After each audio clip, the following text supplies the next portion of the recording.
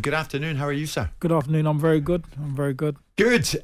Talking about it, and of course, Buatsi's going to be. You okay with Buatsi joining us in here? Yeah, of course. I'm going to be joining him closer than this in a few weeks. There's no problem you sitting yards or Eddie will be in between you? Nothing like that. There'll be no rolling around over the table. Do you know what? There's a good bit of narrative in this because we're kind of like the same camp. You know, obviously, Craig trains down at the Matchroom gym. Joshua Buatsi's with Anthony Joshua, quite close. And, like, they've always got on. But then you see a couple of, like, tweets go back yesterday. I think Josh said yesterday, no insects allowed May 21st because Craig's a spider. And his moniker, Buatsi's moniker is just business. And he said it's time to put him out of business. And he's just like, all right, okay, we're gonna build this one up nicely because it's a very important fight for both. Of course, as Eddie says, this is what all the work is for, isn't it, Yeah, Craig? 100%. You don't sacrifice every day, day in and day out to the sport to just not want to be involved with fights like this and push on to bigger and better things. Obviously, I've got a lot of ambition in my head and future plans and desires, and I'm sure he's got the same. So we're both going to come in there with a mindset that it's a must-win fight for us both. So, yeah, it's going to be an exciting fight come May 21st. I mean, long-term, what's the ultimate aim from your point of view? Unified division. I want to win all the world titles. That's what I want. And that's why I'm in the gym. I learn every day. You know, every camp I'm progressing. Every day I'm progressing. Every week I'm progressing. I come into the boxing, not that much experience as a professional, been thrown in the deep end, been swimming. And I think that's helped me progress in terms of my boxing. And it just shows the growth. If you look back at fights, maybe 7 fights of mine, and look at my latest fights, you can see the progress in the ring. And if you look at me in the gym, you see me in my sparring, you can always see progression. And I dedicate everything to it. As I say, like, I moved away from my area, my family, everything. I stay on my own just so I can go to the gym and home every day. And that's all I do. I just go to the gym, sleep, go to the gym, sleep, eat, and that's all. I don't go out, I don't party, I don't drink. So I dedicate my whole life to this. So I don't do that for no reason. I need to reach my goals, and you only get one shot at this, and then it's over. You know, you're gonna look back in history, and you're gonna think, I wish I gave everything to boxing, and that's not what I'm here to do. I'm here to make sure I get everything I'm meant to do done while I'm here. Simon, if this was a job interview, Craig's just nailed it, hasn't he? And he's absolutely right. And there's been observations about Joshua, not perhaps at times in the past, Joshua Buatsi committing himself the way he has. He's now no longer in that zone. He's in the zone now and going to America to train. But this is a great division. And for British terms, it's a great division because you've got these two boys that are real bona fide contenders at world level as well. And then you've got Anthony Yard, Lyndon Arthur, lesser, but notwithstanding, it's still in the same division. It's a division with great heritage. You look back and see John Conte winning this as a world title back in the day. So it's a division that's close to people's minds. It's a glamorous division with a lot of excitement. This is a great fight. This is a proper fight. Yeah. These are two bona fide world title challengers. One of them's already been at that level and possibly looks back on it, and he can speak for himself, with a degree of regret about the belief that he might have had in that fight because it was there to be won with Bivol, wasn't it? Yeah, it was there to be won. If I just stepped up a bit earlier, I would have been here now, Super World Champion, as we were saying. Cinco de Mayo, May 7th, probably even in with Canelo now, but there's no point living in regrets. You learn from it. Indeed. It's all part of an experience. You just know that you can't make the same mistake again when you're put in that situation. So I don't go and sit and regret anything. I just learn from it and make sure next time when I'm in there, that won't happen again. Also, really interesting when we talk about these two guys, you've got very different backgrounds and developments.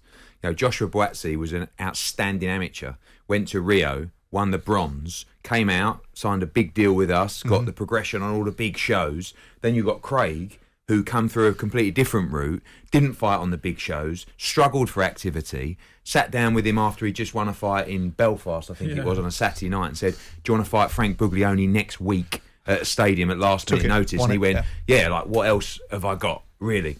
Let's do it. Jumped in, actually performed really well, then moved up a division, you know, had a bad fight against Chad Sugden, then he got thrown in, we lost a purse bid actually to Mick Hennessy. He had to go away and fight Shakan Pitters in his backyard for the British title, demolished him and knocked him out, then all of a sudden jumped in with Dimitri Bivol. You know, so the paths are very different. And there's a lot of people... You're incredible with these names, Mr. Hearn. Brilliant. There's a lot of people in boxing who feel this is a real 50-50 fight. Maybe to the casual fan that have seen the build of Joshua Buatsi, the build up, you know, the promotion, he's the A side in this fight. But there's a lot of people in boxing that look at the development of Craig Richards and maybe the inactivity of Joshua Buatsi and say this is a real 50-50 For sure. So, Craig, come on. How do you beat Buatsi? Just be me. Just go in there and get the job done. There's many ways I can win this fight. I believe that I've got the skill set, I've got the mindset. I believe I've got all the tools to get the job done. I personally think the thing with Joshua, yes, he's got a strong mindset, he's got a will to win, and he will have heart. He ain't going to be a pushover. He's going to come and he's going to want to win. But I believe that I've got heart, I've got a mindset, and I've got a will to win. So he's already going to be matched in his strong departments against me, and I just believe then I've got the other abilities above that to get the job done with the experience. Do you think they overlook you in this fight? No, I don't think he does. I thought he might make the silly mistake, but I think Joshua's a clever man. I don't think he's going to overlook me. I think he's going to train. This is going to be the hardest he's ever going to train. I think he's going to prepare well. I think he's going to invest a lot into his camp because I know he's going to want to win this. And this is really his first proper fight in terms of a step up of a 50-50. You know, he had the fight with Bolotniks and stuff, but I would expect him to beat Bolotniks. Craig, you seem so level-headed, mate. I mean, Eddie, was this straightforward enough to make this fight? It wasn't, because it's the kind of fight that, you know, teams don't really want to make because they know it's a 50-50 and they're all queuing up to fight for the world title. But it's like, you know, going back to Wood Connon, I mean, we've got Kiko Martinez against Josh Warrington this Saturday, and Lee's going to be brilliant. Look at Liam Smith against Anthony Fowler, where it's like, you make those fights. It's so obvious to make those fights, but yet people are like, oh, I don't know, I don't really... And everyone knows each other, right? Yeah. So his trainers know their trainers. Yeah. And we know AJ, who manages... And it's like, oh, do we really want that kind of night? Yeah, we really want that kind of night because it's a great fight. And they're both going to get rewarded financially. Yeah. And if you believe you can win, if you're good enough, your career after May 21st will be in a completely different position than it is in now. So if Craig Richards is good enough, he'll become a star on May the 21st and he'll go on and fight for the world title. I like it, Craig. I like the respect He's you've always got for rolled the Buatsi dice as well. Yeah. Craig's always rolled the dice. Yeah, always for sure. rolled the You dice. explained that beautifully, Eddie, but taking that fight up at very late notice that you described there, and fighting the film. But you do have strong, genuine respect for Buatsi. Yeah, I do. I respect him as a fighter. I respect him as a person. I know he's dedicating himself to it. He wouldn't move to America and go and get a new trainer and all that if you're not taking your job seriously. I know he's taking his job seriously, and I know he has the will to win. I just believe that based on my abilities, my experience and everything on the night, I will become victorious. One way or another, I know I'll win. But I do believe that he isn't going to be a pushover. He isn't going to come and just lie down, take 2 shots and think, oh, it's a long day in the office. The one thing I've seen him in fights when he was hurt, even when he boxed Khalid, he got hurt bad.